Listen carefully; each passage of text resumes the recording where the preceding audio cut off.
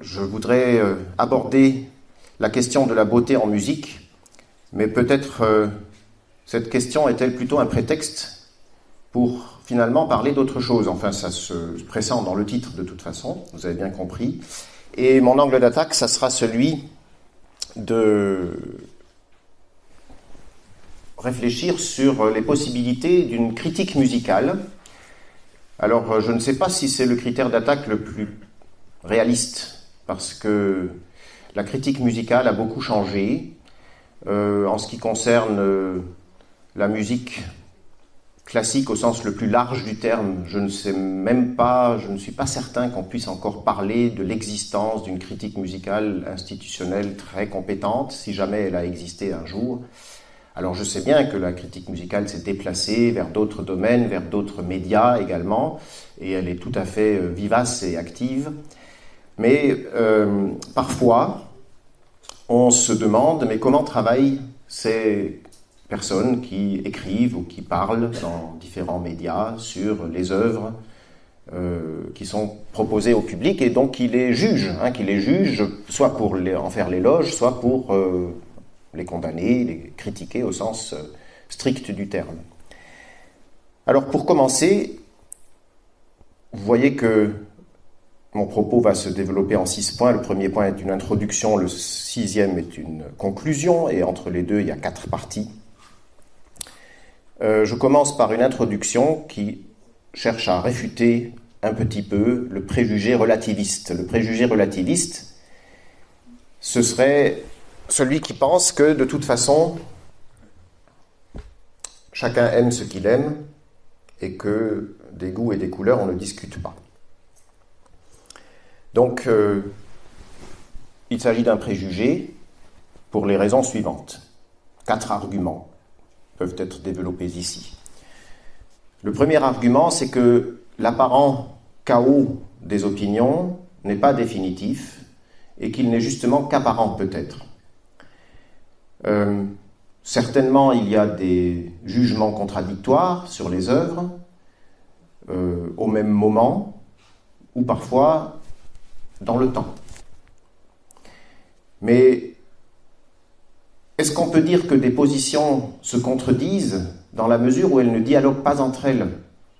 Peut-être faudrait-il, pour qu'elles se contredisent, qu'elles se réfèrent les unes aux autres, et que l'un dise je ne suis pas d'accord pour telle ou telle raison avec un tel qui a dit que c'était une grande œuvre, une excellente œuvre. Moi, je trouve que c'est une œuvre très mauvaise. Et c'est ce qui ne se passe pas. Donc, il n'y a peut-être pas de contradiction véritable. C'est une première façon de faire baisser la sauce, si je puis dire. C'est pas si grave que ça. Mais on peut aller plus loin. Un deuxième argument consisterait à dire que la critique peut et doit dépasser les simples registres de l'éloge et du dénigrement au profit, justement, des arguments et de certains concepts fondamentaux qui seront au centre de mon intervention de ce soir. Les concepts fondamentaux. Et puis on se rend compte à ce moment-là que les positions apparemment opposées ne s'excluent pas toujours, mais qu'elles sont peut-être complémentaires. Et que peut-être plusieurs positions apparemment inconciliables entre elles sur une même œuvre disent chacune quelque chose de vrai, avec de bonnes raisons de le dire. Donc nous nous retrouverions dans une situation assez classique que les philosophes connaissent bien, qui est celle d'un problème philosophique. C'est-à-dire nous avons une question, que vaut cette œuvre? Nous avons plusieurs réponses qui chacune s'appuie sur des raisons plausibles, recevables, jusqu'à un certain point en tout cas, c'est sûr. On a bien envie d'être d'accord et de les suivre. Et puis on se rend compte que, puisque ça part dans des sens différents, on ne peut pas suivre tous les deux sens, alors on a un problème, oui. Bon, mais c'est pas très grave. Le problème, c'est ce qui fait vivre la réflexion. Le troisième argument, c'est que la variabilité des jugements, encore une fois, dépend parfois du temps. C'est-à-dire, c'est au cours des générations, voire au cours des siècles, que les jugements sur les œuvres varient. Ça arrive. Mais ça veut dire aussi que peut-être, au gré des époques, on découvre des perspectives nouvelles sur des œuvres. Et ça, c'est une très bonne chose, parce que ce n'est pas parce qu'un point de vue sur une œuvre a été découvert à une certaine époque qu'il est forcément daté. Je veux dire par là, il peut avoir une validité intemporelle, ou en tout cas une validité qui transcende largement la situation historique qui a présidé à sa genèse. Donc la validité d'une connaissance est plus durable que les conditions qui l'ont vu naître, et tout n'étant pas possible à n'importe quelle époque, il est heureux que les époques changent pour que les points de vue puissent changer aussi, et que ainsi notre connaissance et nos points de vue sur les œuvres musicales s'enrichissent. Alors c'est valable pour toutes les œuvres, pas seulement pour les œuvres musicales, bien entendu. Enfin, les critiques sont plus souvent d'accord qu'on ne le croit, notamment sur le rang des œuvres. En effet, si un critique condamne en termes extrêmement sévères une œuvre d'art, ça implique qu'il lui reconnaît toujours une importance comme œuvre d'art, c'est-à-dire qu'il ne conteste pas ce statut. Et être un critique, en ce sens, c'est d'abord être capable de séparer l'art de ce qui n'en est pas. Et ce qui n'est pas de l'art ne mérite peut-être pas qu'on écrive des critiques extrêmement sévères et polémiques à son endroit. Alors, bien sûr, cela implique, et c'est ici que nous nous approchons du cœur du propos que je voudrais exprimer ce soir, ça implique d'être conscient de la pluralité nécessaire et irréductible des idées esthétiques.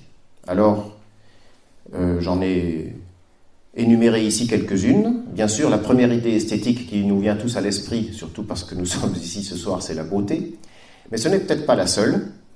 Nous pourrions aussi songer à la perfection, à la profondeur, à la grandeur, à l'originalité des œuvres. Voilà des idées importantes en esthétique qui sont évidemment autant de critères ou de sources de critères d'appréciation. Donc il y a peut-être un certain effet pervers de se focaliser de façon exclusive sur la beauté. Et toutes les déterminations possibles de l'œuvre d'art ne peuvent pas être réunies sous l'idée de beauté. Donc, si nous nous focalisons sur la beauté seulement, nous risquons d'appauvrir notre vision des œuvres et notre appréciation des œuvres. Donc, bien sûr, la beauté, je ne dis pas qu'elle est nulle et non avenue, mais ce n'est peut-être pas le critère le plus pertinent en ce qui concerne les œuvres musicales. Donc, ma première partie pour le contenu, maintenant, c'est de montrer que, en effet, la beauté n'est peut-être pas le critère le plus adéquat en ce qui concerne les œuvres musicales. Est-ce que la beauté musicale consiste dans la réussite d'une imitation ? Ici, il y aurait énormément de choses à dire parce que vous savez peut-être que l'imitation, c'est le concept qui, depuis Aristote, a dominé pendant des siècles et des millénaires les écrits et la réflexion et les débats esthétiques. Et bien sûr, cette imitation, il faut bien comprendre de quoi il s'agit. Chez Aristote même, elle a plusieurs sens. Au cours des siècles, ce sens s'est encore enrichi, a encore varié, etc. Mais la question est de savoir si la musique peut représenter quelque chose, si elle peut décrire quelque chose, et si cette représentation et cette description peuvent être fidèles ou ressemblantes. Et là, il est assez facile de s'apercevoir que les limites sont assez vite atteintes, et plusieurs auteurs l'ont reconnu d'ailleurs, l'ont dit de façon très claire. Je vois des étudiants dans la salle avec qui nous sommes en train d'étudier cela. Donc par exemple, oui, on peut jusqu'à un certain point, avec l'orchestre par exemple, imiter le ruissellement de l'eau dans un ruisseau, ou on peut imiter le chant des oiseaux, ou on peut imiter l'orage, ou le bruit du vent dans les arbres, peut-être jusqu'à un certain point. Donc là, vous avez peut-être, on n'a pas le temps d'écouter des exemples, parce que le moindre exemple prend de nombreuses minutes, et que notre temps est très limité ce soir, mais on a un petit condensé dans la 6e symphonie de Beethoven, la symphonie pastorale, hein, notamment avec le 2e mouvement, la scène au bord du ruisseau. Il y a pas mal de choses là-dedans. Et puis il y a l'orage, le 4e mouvement, oui.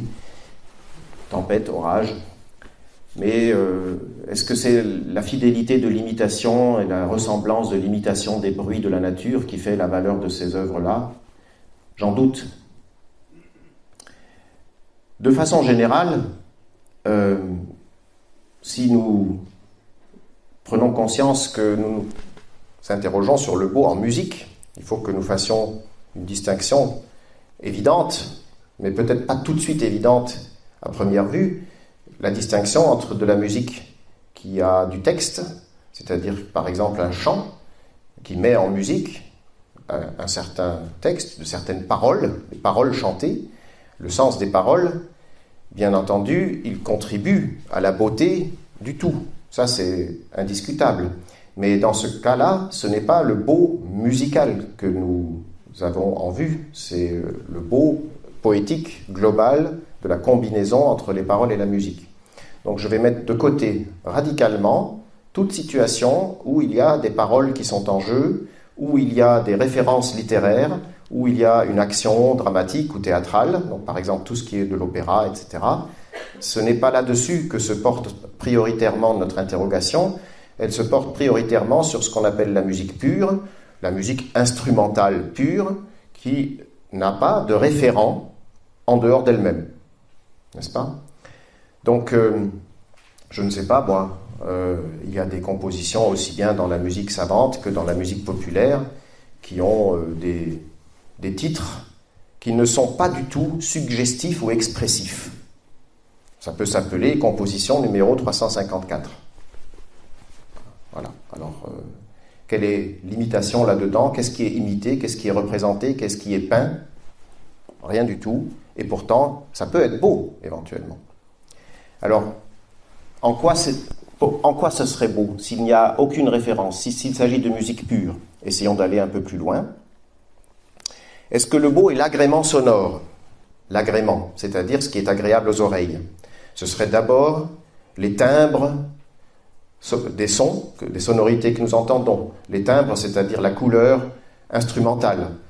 Le son du cor, le son du hautbois, le son du violon, le son de la guitare électrique, le son de la batterie, le son amplifié éventuellement avec des enceintes, etc. Mais en tant que quelque chose qui a un certain effet, j'allais dire épidermique, sur notre sensibilité tout à fait organique et nerveuse. Et après, on peut penser que ces timbres se combinent en différents mélanges ou en des contrastes. Est-ce que c'est là-dedans que réside la beauté d'une œuvre musicale? Vous vous rendez compte aussi, j'imagine, qu'on rencontre là aussi certaines limites assez rapidement, et que la distinction kantienne entre le jugement d'agrément et le jugement esthétique a ici toute sa pertinence. C'est-à-dire de la même manière que je ne vais pas produire des arguments pour dire pourquoi je préfère la salade de fruits à la mousse au chocolat, je n'attends pas de vous que vous développiez des arguments pour me démontrer que j'ai tort et que vous avez raison de préférer la mousse au chocolat à la salade de fruits. Ça, ce sont des jugements d'agrément. L'un préfère un bain chaud, l'autre préfère une douche tiède. Il n'y a rien à dire, c'est normal. Nous ne sommes pas tous faits de la même manière. Nous avons des complexions différentes, disent les philosophes. Tel trouve agréable ce que tel autre trouve désagréable. So what? Mais ça, c'est pas la beauté. Donc la beauté, on ne peut pas la chercher simplement dans le fait que tel son instrumental ou vocal nous est agréable ou non. Ça s'applique aussi évidemment au timbre de tel ou tel chanteur ou chanteuse, que ce soit des chanteurs de rock ou des chanteurs d'opéra. Il y a des gens qui ne supportent pas telle voix et d'autres qui adorent la même voix, mais en tant que voix.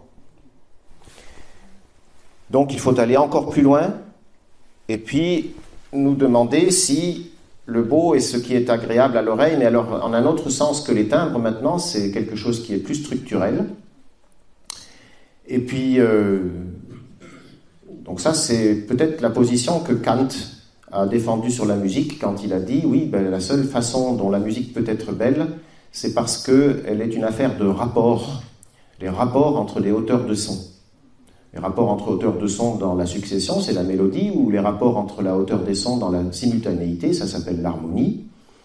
Et bien sûr, il y a dans les intervalles, des intervalles consonants qui sont agréables à l'oreille, et puis des intervalles dissonants qui sont désagréables à l'oreille. Nous pouvons tout de suite aussi nous rendre compte que, bien sûr, si nous entendons des sons très harmonieux et très consonants, c'est agréable, en effet, nous allons dire « Ah, c'est beau ». Mais s'il n'y a que ça, au bout de quelques minutes, nous allons aussi nous ennuyer. Et il y a aussi donc certainement dans la beauté quelque chose qui a à faire avec l'alternance entre les consonances et les dissonances, et quelque chose qui a à faire avec l'alternance entre les contrastes et leur résolution.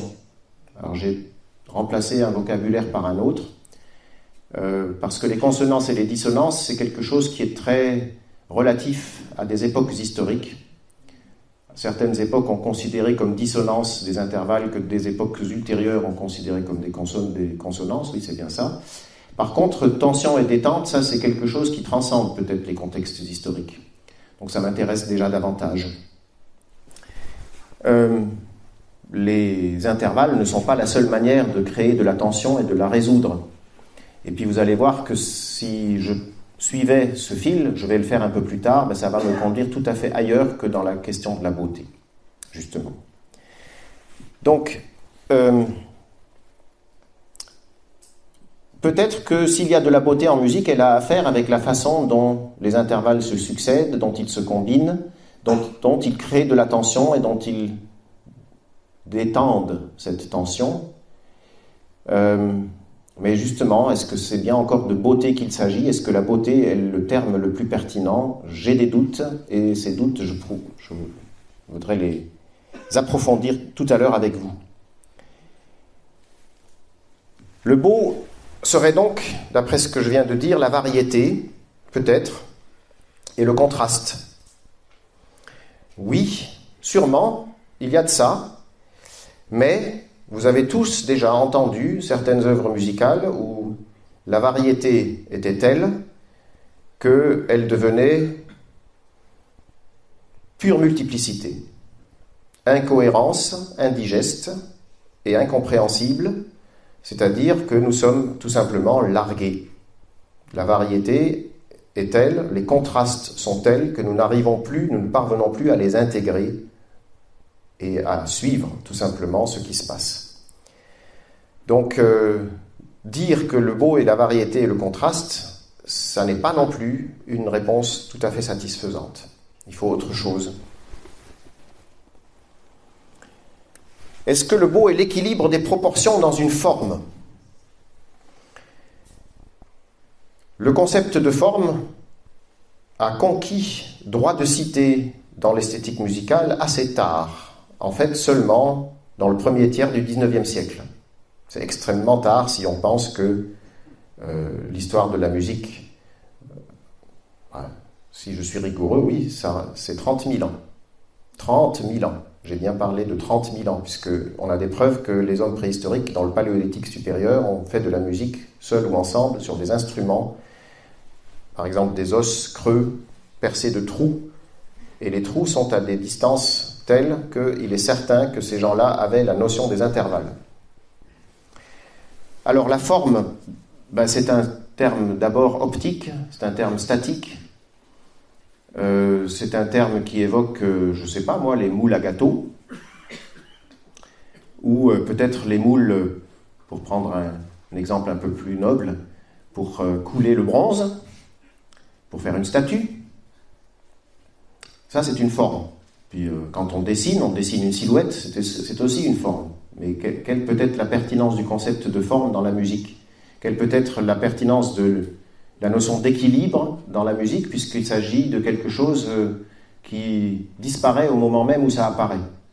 ce qui a aussi beaucoup préoccupé les penseurs au fil des siècles, hein, que la musique, on lui a même dénié d'ailleurs, je dis ça en passant, la capacité à produire des œuvres.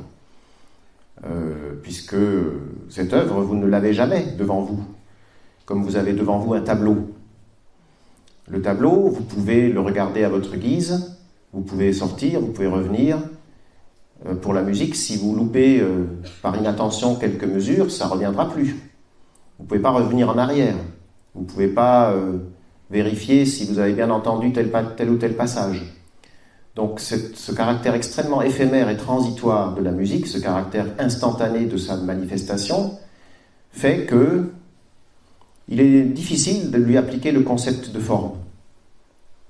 Et puis la question, ce serait aussi de savoir si une forme musicale, justement, c'est un moule préexistant que le compositeur ne fait que remplir avec sa patte. Il dit aujourd'hui, je vais écrire tel type d'œuvre, donc je sais qu'il faut que je fasse d'abord ça, puis ça, puis ça, puis ça, puis ça, et puis après ce sera cette forme-là. Il faut que ce soit bien équilibré, bien agencé. Bon, si vous vous intéressez d'un peu près aux compositions, alors je parle là du point de vue de l'histoire de la musique, les grandes formes prestigieuses comme la fugue ou la forme sonate, c'est-à-dire la forme des premiers mouvements des sonates, des quatuors à cordes, des symphonies, des concertos aussi, concertos pour piano et orchestre, instruments solistes et orchestre, etc. Si vous regardez ça d'un peu près, vous voyez qu'en fait, il n'y en a pas deux qui sont construits sur le même moule, justement. Chaque œuvre est singulière. On reconnaît évidemment des ressemblances, oui, des grands types, mais c'est très grossier. Et si vous regardez comment c'est fait dans le détail, en fait, vous vous rendez compte que ces termes que je viens d'utiliser, fugue, forme sonate, ce sont des étiquettes commodes. Il faut bien un peu trier, classifier les choses, mais ça ne rend pas vraiment justice au travail des créateurs. Donc, percevoir l'équilibre, je ne sais pas comment on peut vraiment rendre compte de cela, percevoir l'équilibre d'une forme musicale. Est-ce que vous pourriez dire que quelque chose a été trop long, quelque chose a été trop court au sein d'une forme, hein? Donc là, oui, vous diriez, pour moi, la troisième partie sur les 5 que j'ai entendues était beaucoup trop longue, ou elle était trop lourde, déséquilibre. Donc c'est pour ça que l'œuvre est ratée, ou qu'elle n'est pas bien équilibrée, ou pas bien proportionnée. Est-ce que c'est ça un jugement sur la beauté? J'ai l'impression, et peut-être que vous avez l'impression avec moi, que nous n'avons toujours pas vraiment de prise sur la beauté. Alors je ne dis pas que nous n'avons pas de prise sur la musique que sur les œuvres, par ces critères-là. Mais la beauté, en tout cas, elle s'échappe toujours, et elle sort toujours du champ pertinent de notre intérêt, avec toute cette quête-là. Donc, j'en conclus à la nécessité d'examiner d'autres candidats que la beauté au statut de critères pour juger les œuvres musicales. C'est ce qui ressort de ce petit examen que je viens d'esquisser.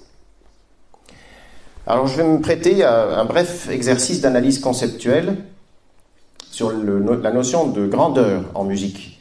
Et je m'appuie là sur l'ouvrage de Karl Dahlhaus sur l'esthétique de la musique, qui date de 1967, mais qui n'a été traduit en français que assez récemment.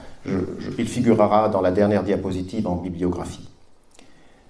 Donc, d'après Dahlhaus, la grandeur d'une œuvre musicale consisterait dans le dépassement du purement musical vers autre chose que ce purement musical, mais pas au sens, comme tout à l'heure, quand je parlais des paroles ou de la référence littéraire, pas au sens d'un référent signifiant, mais plutôt au sens de l'idée, par exemple, d'un sujet qui parle à travers cette œuvre. Et ce sujet, ça n'est pas seulement l'individu qui s'appelle le compositeur ou la compositrice, ça peut être ça, un sujet humain, qui sera distinct sans doute. Le jeu artistique n'est pas le même, nous le savons depuis Proust, que la personne empirique de l'artiste. La personne historique et empirique, ce n'est pas cette personne-là qui s'exprime dans l'œuvre. C'est un jeu un peu plus métaphysique que cela. Je n'approfondis pas ce point. Mais le sujet qui s'exprime à travers une grande œuvre, ça pourrait être aussi peut-être toute une époque, toute une culture, toute une sphère culturelle. On pourrait aller jusqu'à penser que c'est l'humanité qui s'exprime dans une œuvre.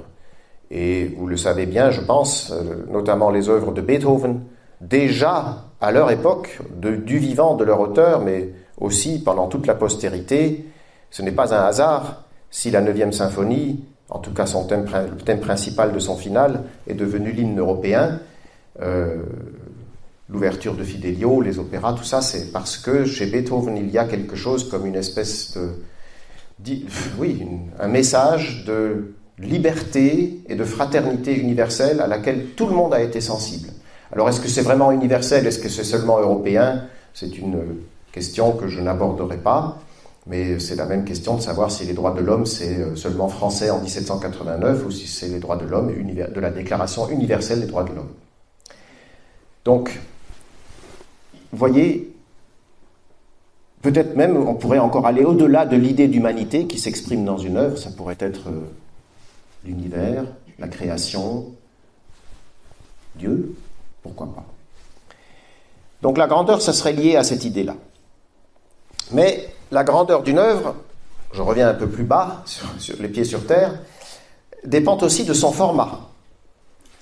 Non pas seulement, ce sont des citations de Dalhouse qui sont entre guillemets là, ce n'est pas seulement la richesse des formes musicales et des caractères musicaux qui sont mis en œuvre qui compte, ce n'est pas seulement la densité des combinaisons motiviques manifestes ou latentes. Alors les motifs, c'est les petites cellules qui forment les thèmes ensuite.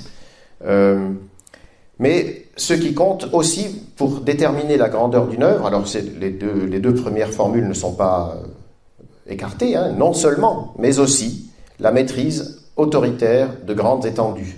Maîtrise autoritaire, ça veut dire que le créateur dispose souverainement, il jongle avec, si vous voulez, les grandes étendues, de grands formats. Il maîtrise cela, c'est-à-dire que justement, il fait en sorte que ça ne soit pas trop long, que ce ne soit pas ennuyeux, que ça ne soit pas disproportionné, que ce soit bien équilibré, qu'il ait conscience de toutes les forces qu'il a mises en œuvre et de leurs répercussions et de leurs effets. Et en disant cela, je suis déjà très proche du propos essentiel que je voudrais développer ce soir. Et dans ce que je viens de dire, vous avez constaté que la beauté a complètement disparu. Mais la grandeur implique aussi la monumentalité d'une œuvre et sa difficulté. Alors difficulté, non pas au sens qu'elle est complètement ésotérique et rigoureusement inintelligible, mais qu'elle requiert tout de même, oui, un certain effort. Un certain effort d'attention d'abord, et puis aussi un effort de compréhension, c'est-à-dire que tout ne se livre pas d'emblée, mais ça c'est valable aussi pour toutes les autres grandes œuvres de la littérature, par exemple. Nous savons tous que les grands livres, ce sont les livres vers lesquels nous revenons volontiers souvent, parce que nous savons qu'à chaque fois que nous les relisons, nous y découvrons de nouvelles choses. Ça veut dire qu'ils ne livrent pas tout d'une seule fois. Et puis il y a des livres que nous avons aimés quand nous étions adolescents, quand nous les reprenons, nous sommes adultes, nous sommes un peu déçus. Parce que là, nous disons, ah, ça n'est donc que ça. Ça, ce n'est pas des très grands livres. Et mon deuxième petit garçon de 5 ans, j'étais avec lui dans un concert, c'était tard le soir, c'était la première fois qu'il était dans un concert tard le soir, il y a quelques mois. Alors finalement, je l'ai pris sur mes genoux parce qu'il devenait un peu impatient, et sur mes genoux, pendant que ça jouait encore, il m'a dit à l'oreille, « C'est beau, mais c'est long aussi. » Donc il a déjà fait l'épreuve de la difficulté des œuvres monumentales. Alors le critère de la cohérence, je crois que c'est le plus intéressant, je le dis tout de suite, comme ça vous y voyez clair, je ne vais pas faire durer trop le suspense. Mais ce critère n'a de sens qu'à partir du moment et ici le terme moment peut être compris aussi dans un sens chronologique et historique, dans l'histoire de la musique, à partir du moment où les éléments ont tendance à diverger. C'est alors que la divergence doit être compensée de la part du compositeur par un travail sur la cohérence. Et donc justement, c'est ici que nous abordons l'essentiel, c'est-à-dire la variété et les contrastes ne doivent pas être agencés n'importe comment, et le compositeur ou la compositrice doit avoir conscience de la nécessité de pouvoir intégrer ces contrastes et cette diversité dans une unité.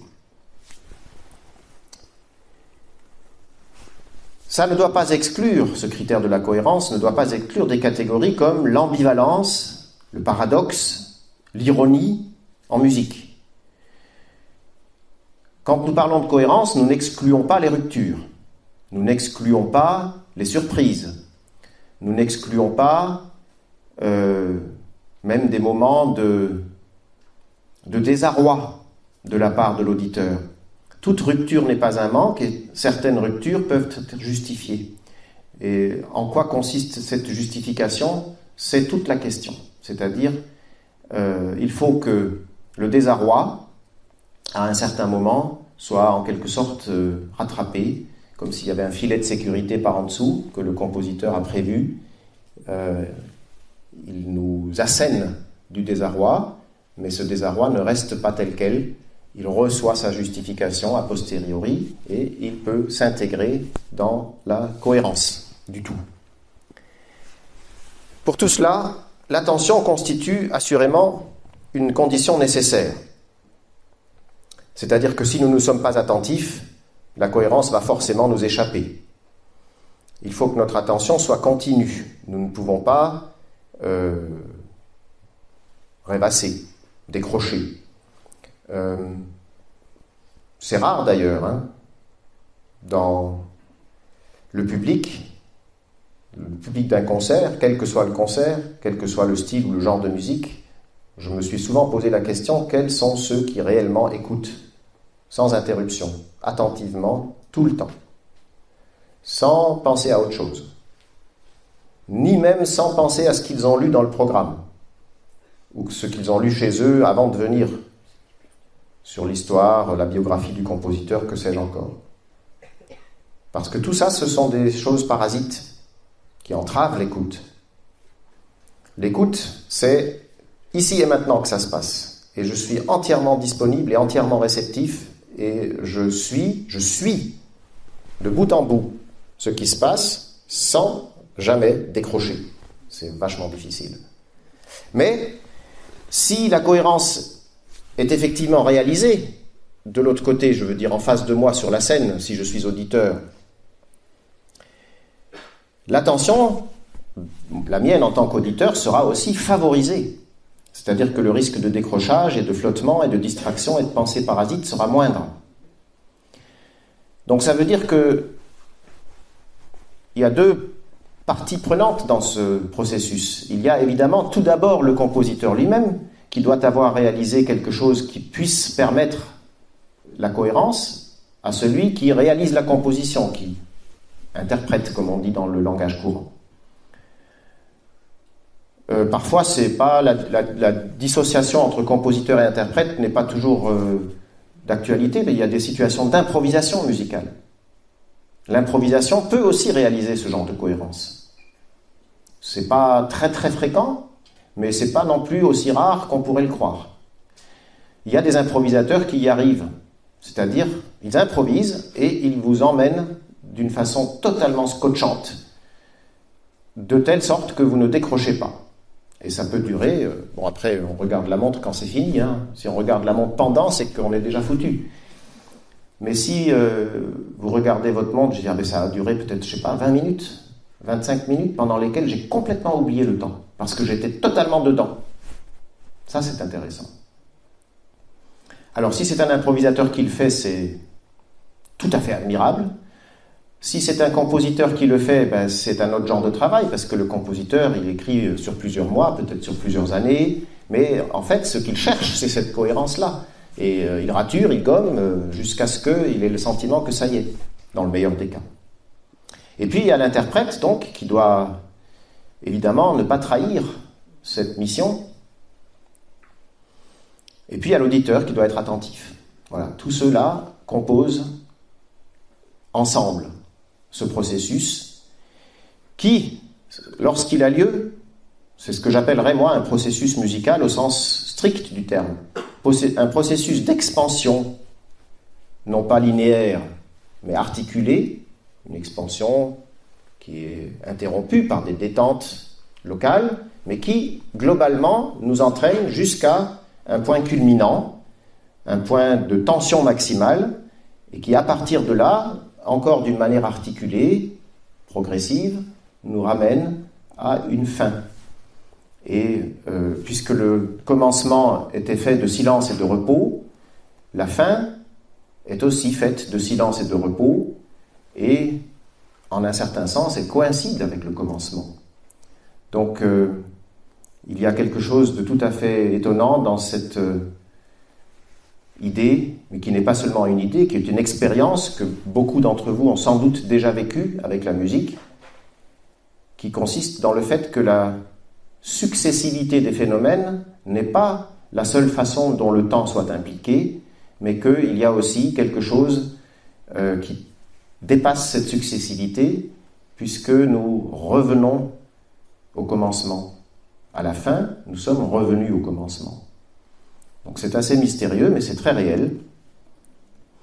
Et donc, vivre un tel processus, encore une fois, de part en part, sans que rien dans les sonorités ne vienne le perturber, bien sûr, mais aussi sans que rien en nous-mêmes ne nous en détourne.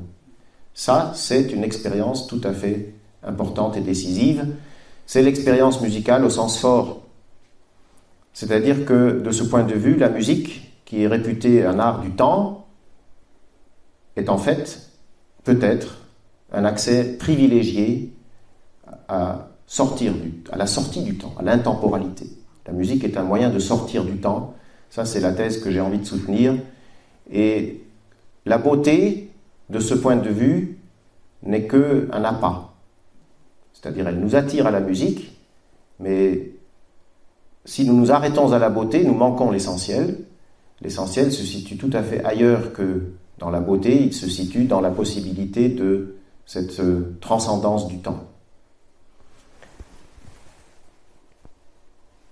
Je termine par un autre critère encore, qui est très, très important dans les discours actuels, mais depuis longtemps, depuis 3/4 de siècle au moins, 1950, c'est le critère de l'originalité ou de la nouveauté. Alors c'est plus important comme critère dans la musique dite savante, en tant que nous pouvons l'opposer à la musique populaire. C'est un critère valorisé. Donc on demande, dans la musique savante, la critique demande aux œuvres d'être neuves et originales, c'est-à-dire de ne pas simplement rebattre des schémas qui sont connus à satiété.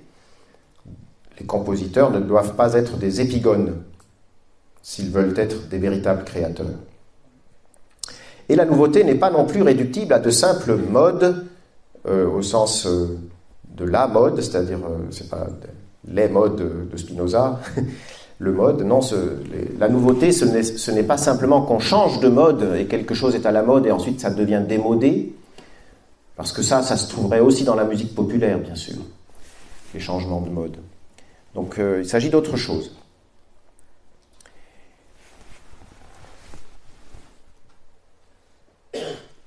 On peut se poser la question si la nouveauté ne serait pas coïncidente avec tout le périmètre de la perception esthétique telle qu'elle a été définie au fil des 3 derniers siècles, c'est-à-dire le rapport esthétique à une œuvre.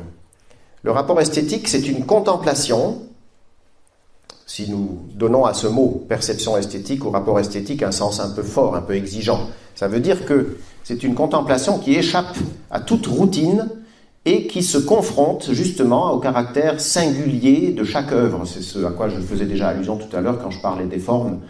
Je disais les étiquettes, c'est bien commode, mais ça ne rend pas compte de la singularité. Donc si je suis dans une contemplation esthétique au sens fort, en fait, je suis attentif à la singularité, à la teneur singulière de chaque phénomène. En ce sens, je pourrais dire que la nouveauté, de toute façon, elle est indissociablement liée à une authentique perception esthétique. Mais cette thèse n'est peut-être pas tenable parce qu'elle aurait pour conclusion, enfin elle aboutirait à affirmer que seule vaut la perception étonnée et stupéfaite, puisque si je ne suis pas étonné et stupéfait, c'est que je me réfère à des choses que je connais déjà et que je suis donc dans la routine. Et puis si je suis seulement étonné et stupéfait, ça veut dire aussi que je n'ai rien compris aussi à ce que j'ai entendu. Donc c'est pas comme ça que ça va pouvoir fonctionner. Nous serions renvoyés à la situation que j'ai déjà effleurée tout à l'heure, où nous sommes largués et nous ne comprenons rien à ce que nous écoutons. Inversement, la mode altère la perception de la singularité des œuvres parce que la mode est toujours obligée de s'établir comme une convention. Elle se définit comme telle, si vous voulez. Et en plus, la mode est discontinue, elle reste sans tradition. C'est pour ça qu'il y a des changements de mode. C'est toujours de la nouveauté qui s'ajoute à la nouveauté et elle perd la mémoire des phases antérieures. L'explication est peut-être donnée par le fait que la mode ne renouvelle pas le contenu en profondeur, mais qu'elle l'habille seulement d'une enveloppe nouvelle. Évidemment, la mode, c'est d'abord, on songe à la mode vestimentaire, mais peut-être que la mode vestimentaire, elle comporte des éléments qui s'appliquent aussi aux modes musicales, quand il y en a. Donc, toute nouveauté artistique véritable, au contraire, se réfère à une tradition, même si c'est pour nier cette tradition. Mais nier une tradition, c'est toujours en avoir conscience, s'y référer, c'est-à-dire la porter en soi d'une certaine manière. Donc, la nouveauté véritable s'ancre dans la tradition, elle a besoin de la tradition, elle ne peut pas être en rupture totale ou dans l'oubli de la tradition, et l'originalité est toujours un acte d'équilibre périlleux entre le fait d'utiliser des formules que tout le monde comprend et d'exprimer quelque chose de nouveau qui reste néanmoins compréhensible. En conclusion, est-ce que la permanence dans l'histoire est un critère de la valeur des œuvres ? Alors il y a une idée qui est très facile à comprendre, que beaucoup d'entre nous partagent peut-être, l'idée que les œuvres qui se maintiennent au répertoire sont celles qui le méritent. Bon, si on y réfléchit un petit peu, on s'aperçoit que ce n'est pas si sûr. Parce que des œuvres peuvent tomber dans l'oubli, ou non, pour des raisons qui sont parfaitement indépendantes de leur valeur artistique. Je n'ai pas le temps de développer ce point, mais imaginez, je vais quand même dire un tout petit mot, tous les compositeurs qui ont été frappés d'interdiction de composer ou de faire exécuter leurs œuvres à partir de 1933 dans la sphère germanique, et qui sont morts entre 1933 et 1945, ou juste après 1945, 1950, c'est-à-dire qu'ils n'ont pas eu de deuxième chance. Je peux vous dire qu'il y en a un certain nombre qui étaient très très très appréciés et qui ont fait de très très bons boulots jusqu'à la fin des années 20, mais qui étaient encore assez jeunes à ce moment-là, et qui donc ont été tout simplement empêchés de travailler, ou qui, quand ils ont travaillé, ils l'ont fait pour leur tiroir, et donc ils sont tombés dans l'oubli. Il y en a plein, enfin, il y en a un bon nombre, et évidemment le fait qu'ils ne soient pas au répertoire n'est pas du tout dû à la qualité de leur travail. Les formes de la survivance des œuvres sont en outre très différentes. Je donne 4 exemples. Alors ça, c'est aussi emprunté à Dalhouse. Certains thèmes dont on a oublié l'origine survivent sans que l'on comprenne pourquoi. Les musicologues sont perplexes. Donc, il donne l'exemple de la chanson La Paloma, qui date de 1863 et qui, en tout cas à l'époque où Dalhouse écrit, était le morceau de musique le plus souvent enregistré de l'histoire. Inversement, on se souvient du nom de certains compositeurs, on se souvient de leur nom, bien que leurs œuvres ne soient pas jouées. Troisième exemple, certaines œuvres sont soustraites au jugement esthétique par leur caractère institutionnel, par exemple les hymnes, justement, les hymnes nationaux, ou encore ils ont un caractère fonctionnel, donc ils remplissent un certain rôle sur le marché de l'industrie musicale. Donc c'est ça qui assure leur survie. Et puis il y a aussi la survivance par trivialisation, c'est-à-dire on passe de la musique dite artistique à la musique de divertissement, et la survie de l'œuvre est assurée sous cette forme, bien que ça ne figure plus au répertoire de la musique d'art. Donc vous voyez, c'est une question complexe que la survivance des œuvres, la permanence des œuvres au répertoire, et finalement les œuvres sont assez peu nombreuses qui ont une histoire dans laquelle leur sens s'épanouit, c'est-à-dire que leur compréhension en a été renouvelée parce qu'on a fait des découvertes en leur sein. On a appris à les entendre d'une autre manière, d'une manière neuve, et nous en revenons au début, quand je vous disais qu'à travers les époques, peut-être le regard sur les œuvres, la compréhension que nous en avons peut s'enrichir aussi par la diversité des jugements qui sont prononcés sur ces œuvres. Et donc, finalement, les œuvres qui ont ce destin-là, c'est-à-dire dont le sens s'enrichit de plus en plus au cours de l'histoire, ne sont pas très nombreuses. Merci pour votre attention. Je suis ouvert à vos questions, s'il nous reste un peu de temps.